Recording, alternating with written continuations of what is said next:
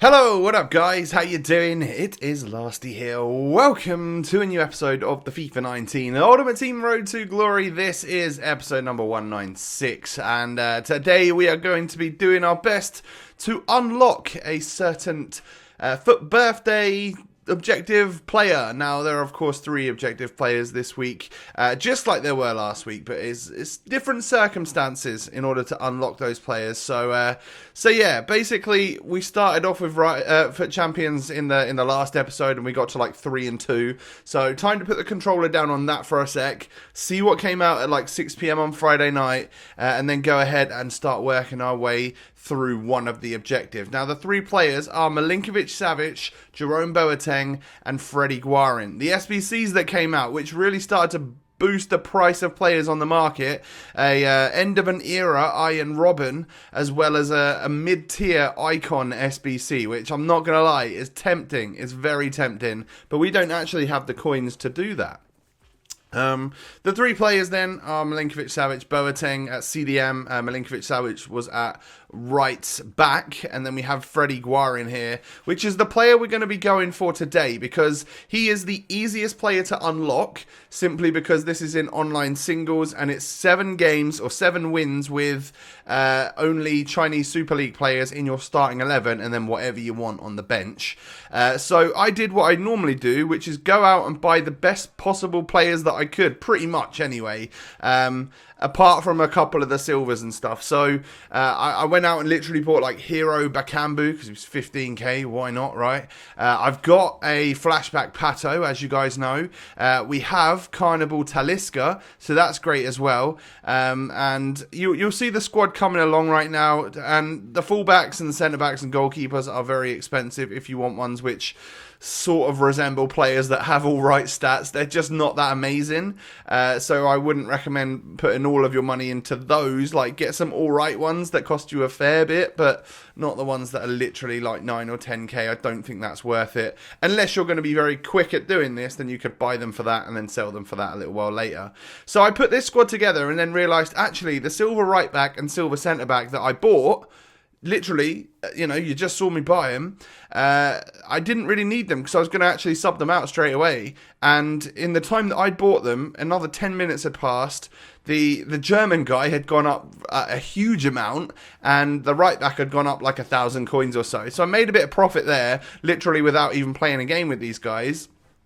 But that's how my squad's going to start, and then this is how it's going to end up in game. I figured it would be best to not really worry about a goalkeeper, but worry about 2 decent centre-backs, because that was a real poor area of my squad, and then to bring on Mbappe, just because Mbappe is Mbappe, right?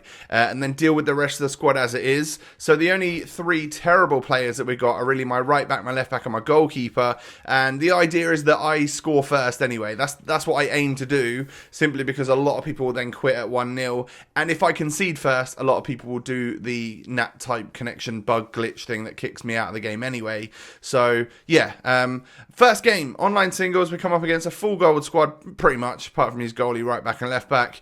He's got Pato, he's got Teixeira and stuff, and I do go 1-0 down to this guy, and yeah, instantly I literally get NAT type bug glitch connection disconnected, whatever you want to call it. Still not a fan of that. I'm sure you guys are aware after the many times I've said it over the last week. But I was just like, oh no, I hope it's not going to carry on like this. So, you know, we'll see what happens throughout the rest of the games. But I would imagine that part of the reason why 2 out of the 3 players for this week's objectives are in division rivals are probably because of this NAT type glitch thing, I would imagine. Maybe because they're slightly higher tier players, EA want to make it slightly harder on us to unlock these players.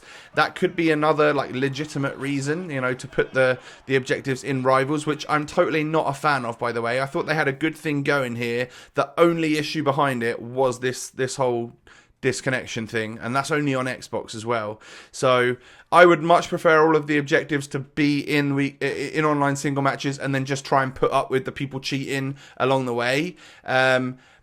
they also left it quite open this week in terms of like the requirements. So last week we had a couple of ways around the requirements where you couldn't use flashbacks, icons, but there are a few top tier players that you could bring on that quite a lot of us would have as substitutes in our club anyway, because we will have done the objective to unlock that player or whatever. Whereas this week it's like, win 7 online single matches with Chinese Super League players, 11 Chinese Super League players, but it doesn't say anything about restricting anyone on the bench or anything. So the 3 players that you bring on could be literally Pele, R9, and or literally whoever you want. Like great top tier players. Whoever the best 3 players you've got in your club that would be in the best positions, you could bring them on. And that's obviously what everyone did. You know, most of the people that I came up against were insta-subbing 3 players out, which I like the idea of. I don't mind that side of things at all, because typically I've got 3 pretty good subs that I can bring on in any given scenario. Yeah, like, and even in the weekly objective for the division rival stuff, so for Boateng and for SMS, like, it's win 10 rivals games while scoring goals with a German or a Serie A player. So you can literally play your games with your full mega squad and sub in a German and a Serie A player. If you can score with both of those guys in that first game, then you will have got 1 out of 10 for your Boateng, 1 out of 10 for your SMS, whilst pretty much using your main squad anyway, just with a couple of extra players. So you don't necessarily need to go out there and build a full German squad. I wouldn't necessarily recommend it either, because you want your top tier stuff in order for it to be as easy as possible for you. And this match I actually came up against Scouting for FIFA, another FIFA YouTuber. So yeah, he quit 2-1, which I'm very thankful for, because I think we were both kind of rushing our way trying to get through this. So it was almost like first goal wins applies, but we didn't quite go to that. So we went to like the 2-1. I thought it was going to go the distance actually after he didn't quit after 1-0, and I would have been fine with that as well. Now this game right here is one that does go the distance, and I think part of the reason why is, one, because it was a super close match. It took me 33 minutes to score, and the second reason would be because this guy actually happened to recognise me in game and obviously wanted to play, so that's totally fine as well. And I pretty much got dominated in the first half possession wise. The connection was awful in this game. I don't know if that's because I'm the away team or what, but I finally got a second goal 86 minutes in. Obviously at this point in time I didn't realise that this guy knew who I was or whatever, but afterwards I saw a message and we messaged each other back and forth. So yeah, GG's brother. I probably played like a bit of a nasty guy. I was trying to get the win as quick as possible, but it was a very laggy game, and the goals were low driven shots. They seem to work quite well against the lower rated goalkeepers. So for any of you guys that are maybe looking for a couple of tips to unlock the easiest player this week, I would definitely recommend it, especially if you see like that, like defenses which are bronze and goalkeepers which are bronze. You just need to do your best to actually get an open opportunity to take a shot. So I go 1-0 down in this one and was fully expecting the Nat type glitch to happen. Red Team of the Week Pato was the goal scorer, and then a few moments later he hadn't done the glitch, so GG's and fair play for that. A few moments later he scored again, and by lasty rules, if it's 2-0 I'm going to go ahead and quit, not waste your time, not waste my time, and we'll move on to the next match. Next one, another Chinese Super League team. Obviously this is all you're going to match up against in online singles this week, because there is only one weekly objective for online singles. In rivals you're going to match up against 3 things. You're going to match up against German teams, because some people don't realise they can use their full team and just sub in one German, or they want to try the experience of just using a German squad. Same again for the Serie A. And then you're going to match people that just have their full-on super squads, and then either they don't care about the objectives and won't sub anyone on, or they care about the objectives and they'll sub on a 10-game loan of Leroy Sané that we all got last week, or a Player of the Month Royce, or probably Perisic from FUT Birthday. That's someone that I'm going to be subbing on if I do play for these objectives and stuff. So yeah, it's going to be interesting to see what happens. I can imagine that being super ragey, and I don't know. I'm not buzzing about it being in rivals. So those 2 players don't bother me that much. Like, I think Milinkovic-Savic will be a bit clunky. He'll be a pretty good player, but he'll be a bit clunky, and I don't reckon Jerome Boateng will be a good CDM. Again, I think he'll be far too clunky for that position. But if I can get those two players for free, then, and it's not like absolutely hurting my soul, then yeah, we'll go for him, obviously. We'll at least try. We'll give it the good old college try to begin with. This was a pretty tough match here. I finally go 2-1 up just on the stroke of half time, but this guy was giving me a right good game, and I don't know if he even brought on substitutes. So I was playing with my 3 mega subs, and this guy just managed to deal with it with his squad, and he was holding possession against me really well, and I think eventually I get the goal, and I guess he follows like what I call lasty rules as well, and if it's a 2-goal boundary, then that's when you quit.